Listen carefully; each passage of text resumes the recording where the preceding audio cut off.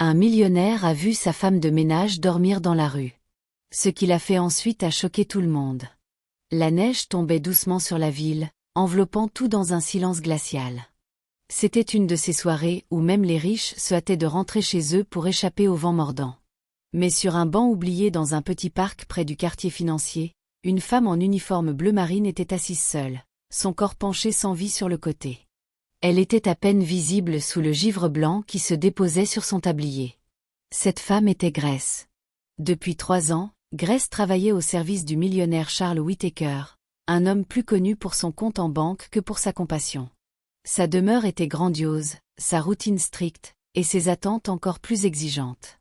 Charles ne savait presque rien de Grace, hormis sa ponctualité, ses pas silencieux et la manière dont elle maintenait toujours le feu de cheminée crépitant avant qu'il ne descende chaque matin. Pour lui, elle était efficace, invisible, utile, rien de plus. Il ne se demandait jamais où elle allait après le travail, ne se souciait pas de savoir à quoi ressemblait sa vie en dehors de ses couloirs de marbre.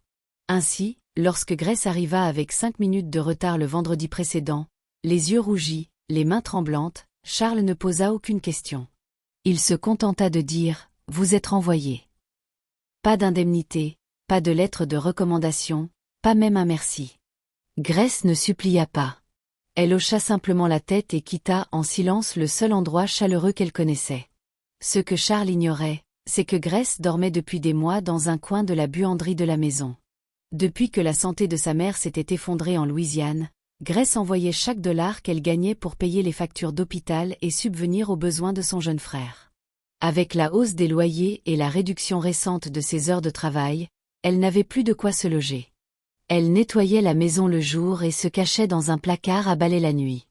Lorsqu'il la renvoya, elle n'avait même pas de quoi payer un ticket de bus. Cette nuit-là, dans des chaussures légères et cette même uniforme, Grace erra dans la ville.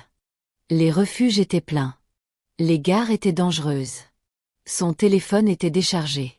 Elle s'assit sur ce banc, pensant fermer les yeux juste un instant, mais le froid s'installa plus vite qu'elle ne l'avait prévu. Le lendemain matin, elle ne sentait plus ses doigts. Charles Whittaker ne se déplaçait généralement pas à pied pour ses réunions, mais ce jour-là, son chauffeur était en retard, et il devait se rendre à une salle de conseil. Frustré, consultant sa montre, il coupa à travers le parc près du centre-ville. La neige crissait sous ses chaussures coûteuses. Puis il la vit. Au début, il ne la reconnut pas. Sa tête était inclinée, ses lèvres légèrement entr'ouvertes, sa respiration faible. Ses bras étaient croisés comme ceux d'un enfant cherchant à se réchauffer. Son uniforme, saupoudré de neige, contrastait avec le banc en bois. Il s'approcha. Son cœur s'arrêta. « Grace », dit-il, perplexe. Elle ne bougea pas. Il s'accroupit près d'elle, posa une main sur son épaule et tressaillit. Sa peau était glacée, son corps inerte. « Grace », lança-t-il, plus fort, en la secouant doucement. « Grace, réveille-toi. » Aucune réponse. Charles regarda autour de lui. Le parc était désert. La foule matinale n'avait pas encore envahi les lieux. Une panique monta en lui, pas celle des réunions manquées ou des krachs boursiers, mais une peur plus profonde, viscérale. Il sortit son téléphone et composa le numéro des services d'urgence avec des doigts tremblants. En attendant, il regarda la femme qu'il n'avait jamais vraiment vue. Sa peau était couverte de givre, ses vêtements fins et trempés, son bandeau légèrement de travers. Elle semblait petite, fragile, comme quelqu'un qui n'allait pas bien depuis longtemps, et il ne l'avait jamais remarqué. Alors que les sirènes approchaient, Charles s'agenouilla à côté d'elle, brossant la neige de son bras d'une main tremblante. Il se moquait que son costume soit mouillé. Pour la première fois depuis longtemps, son esprit ne pensait ni au cours de la bourse ni aux affaires. Il pensait à elle. La femme qui préparait son thé à 6 heures du matin. Celle qui pliait ses chemises avec soin. Celle qu'il avait laissée partir sans poser une seule question. Il se souvenait qu'elle avait souri une fois lorsque les fleurs avaient éclos près de la fenêtre de la cuisine. Il ne se souvenait de rien d'autre. Les portes de l'ambulance s'ouvrirent. Charles aida à hisser Grace sur la civière. Alors qu'il s'éloignait, il les suivit, non plus en tant qu'employeur, mais en tant qu'homme réalisant enfin qu'il avait peut-être détruit quelqu'un simplement en ne prêtant pas attention. Et cette prise de conscience brisa quelque chose en lui. Il avait bâti des empires, mais il n'avait pas remarqué une femme mourant de froid en silence sous son propre toit. Les lumières fluorescentes au-dessus de la salle des urgences projetaient une lueur stérile, mais Charles ne cligna pas des yeux.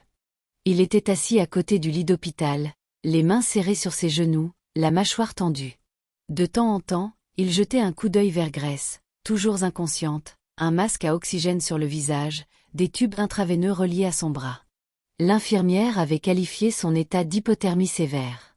Si elle était restée dehors 1 heure de plus, nous parlerions de récupération de corps, pas de traitement, avait-elle dit. Charles n'avait pas dit grand-chose, il ne pouvait pas. Pour la première fois dans sa vie soigneusement contrôlée, il ne savait pas comment traiter ce qui se passait. Il connaissait Grace depuis 3 ans, du moins le pensait-il. Mais la femme allongée dans ce lit n'était pas seulement la femme de ménage.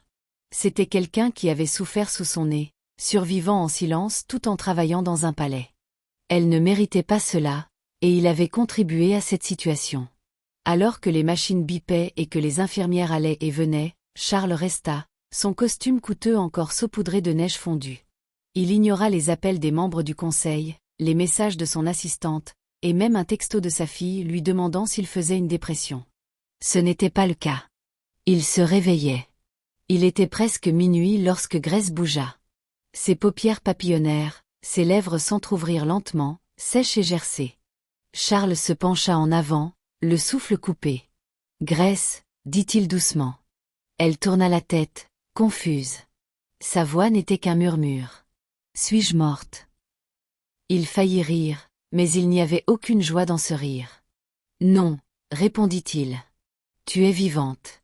Tu es en sécurité. » Ses sourcils se froncèrent alors que ses yeux se fixaient sur lui. Elle tressaillit. « Pourquoi êtes-vous ici » Charles déglutit difficilement. « Parce que j'aurais dû l'être bien avant aujourd'hui. » Des larmes se formèrent au coin de ses yeux, et elle tourna le visage vers le mur. « Je n'ai pas volé. Je n'ai pas menti. Je n'ai jamais été en retard jusqu'à ce jour-là. » Il hocha lentement la tête. « Et je n'ai jamais demandé pourquoi. C'est ma honte, pas la tienne. » Elle ne parla pas. Il ne partit pas. Le lendemain matin, Charles rentra chez lui avec une mission. Il réunit son personnel domestique, cuisinier, jardinier, chauffeur, et leur raconta ce qui s'était passé.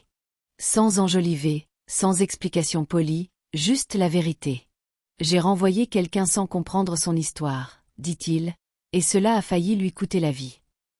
Son personnel resta figé. Certains baissèrent les yeux. Une femme pleura. Puis, les choquant tous, Charles dit quelque chose qu'il n'avait jamais dit de toute sa carrière. « Je suis désolé. » La nouvelle se répandit rapidement.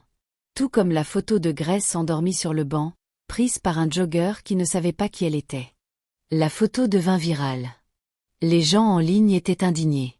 Comment un millionnaire pouvait-il laisser cela arriver à quelqu'un qui travaillait pour lui? Des journalistes se présentèrent devant l'hôpital. Charles ne fit aucun commentaire public. Il se contenta de dire « J'ai plus à faire que de parler ». Et il le fit. Lorsque Grace sortit de l'hôpital, une voiture noire l'attendait à la porte, mais pas pour la ramener au travail. Charles se tenait à côté, tenant un manteau et une écharpe dans ses mains. « Ce n'est pas de la charité », dit-il doucement. « C'est une correction. » Grace ne voulait pas accepter. Sa fierté était trop forte. Mais la facture d'hôpital à elle seule l'aurait ruinée pendant des années. Il insista. « Viens séjourner dans l'aile des invités, pas pour servir, mais pour te rétablir. Et quand tu seras prête, nous parlerons de ce que tu veux faire ensuite. Pas de ce que j'attends. » Avec hésitation, elle accepta. Au cours des semaines suivantes, Grace se rétablit lentement. Elle séjourna dans une chambre d'invités ensoleillée, au chaud pour la première fois depuis des mois. Un médecin privé lui rendit visite. Son frère et sa mère furent discrètement amenés et installés dans un appartement à proximité que Charles avait loué à leur nom. Chaque soir, Charles venait prendre de ses nouvelles, non pas en tant que patron, mais en tant qu'apprenant à redevenir humain. Ils parlaient autour d'un thé. Elle lui raconta son enfance, ses rêves qu'elle avait dû enterrer pour survivre. Et il écouta, vraiment, pour une fois. Puis, un matin, Charles prit une décision discrète. Il proposa à Grace un nouveau poste, directrice du bien-être du personnel pour toutes ses propriétés. Un rôle salarié avec des avantages, du leadership et de l'autorité. Sa mission, s'assurer que personne ne passe plus jamais entre les mailles du filet comme elle l'avait fait. Grace marqua une pause. Vous me faites confiance pour cela. Charles soutint son regard. Je n'ai jamais fait plus confiance à quelqu'un. Quelques mois plus tard, lors d'un gala de charité organisé dans la salle de bal de la demeure, Charles s'approcha du micro. J'ai autrefois construit des gratte-ciel et me suis cru puissant, dit-il.